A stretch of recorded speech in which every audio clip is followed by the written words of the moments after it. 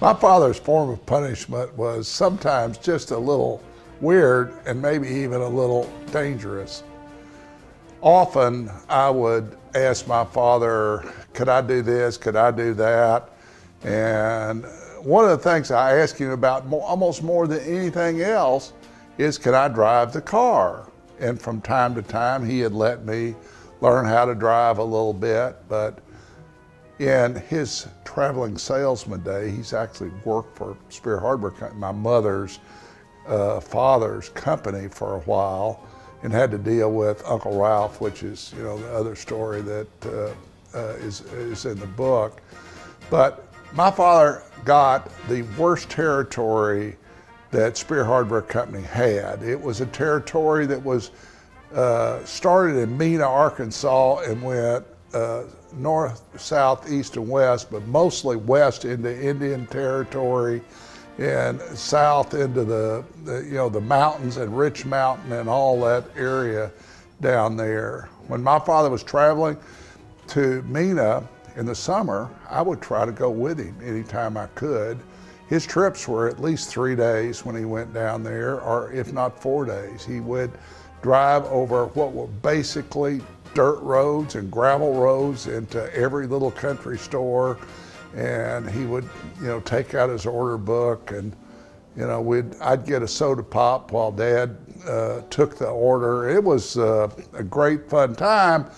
But between general stores, I would say, Dad, I want to drive, I want to drive. And Dad would say, Charles, these gravel roads are very dangerous. You might hit some gravel and slide, and there are logging trucks back here. It's just too dangerous for you to do that. Oh, Dad, I can do it. Dad, I can do it. I promise I can do it. Of course, you realize how old I was? 9 years old. You can do any damn thing when you're 9 years old. So my dad listened to me all week, and he at one time said, if you don't shut up or you don't stop that, I'm gonna leave you beside the road. And anyhow, so that goes on all week, and we arrived back in Mena, and finally back on pavement, and Highway 71, which went from Mena to Fort Smith, was a very narrow, windy road with very narrow bridges, but it was concrete and it was paved. There wasn't any gravel you could skid on.